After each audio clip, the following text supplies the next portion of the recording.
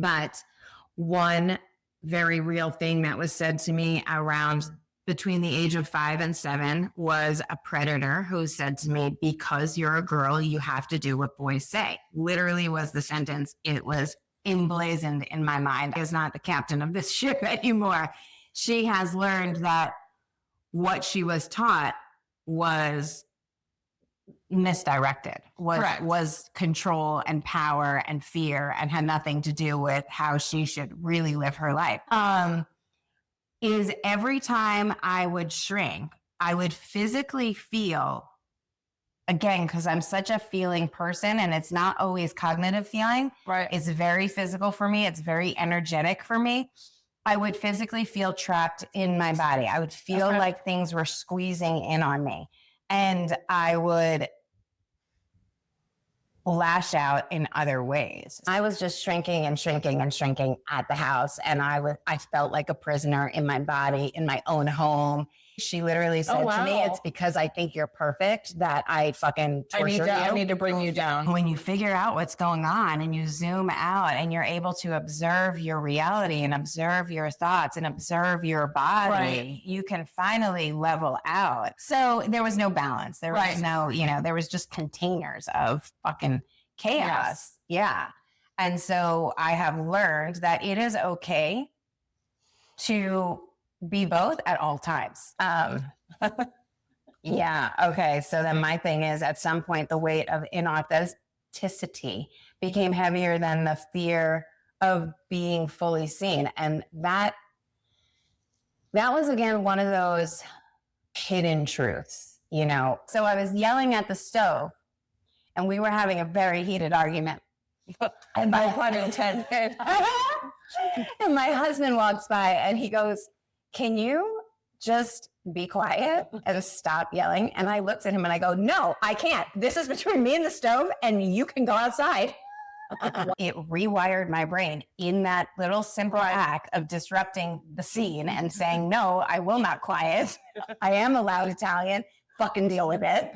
I am going to yell at the stove. I am going to yell at the stove." That was a moment of me not being a good girl. That was a moment of me not fitting in the box. That was a moment of self-empowerment, even though it was so small. And I tell people all the time, you can actually change everything in your life. Everything. And I will never not believe that, because I fully did that in my life. Changing your perspective actually makes you feel energetically and emotionally like you have changed the past. It totally rewires not just your brain, but your entire nervous system. It rewires everything. I remember one time in class, I literally said out loud and then left class, I said, "There's only a glass fucking ceiling if you believe there is." And he goes, "There is no way in hell those words will ever come out of my mouth. I will never address you as doctor." It's so crazy. It's so crazy how we all stuff our feelings because we don't know how to process our feelings.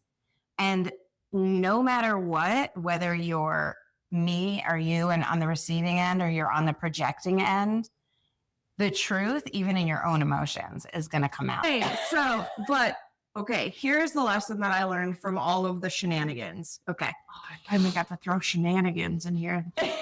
Is that through all of the things, through my personal life and business life, all of the times that I'm trying to be the good girl and shrink myself down, what I was doing is I was putting myself last. Yeah. I was squishing myself down, making myself small, to protect your feelings and your thoughts. Fuck that. A lot of women were taught how to be acceptable long before they were taught how to be honest.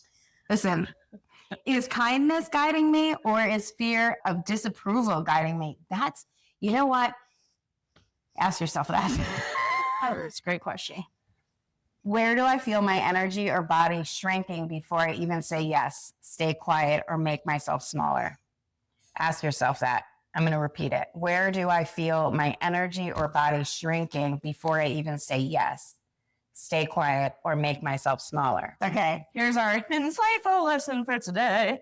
Being kind is not the same as being compliant, and emotional intelligence does not make you responsible for everyone else's comfort.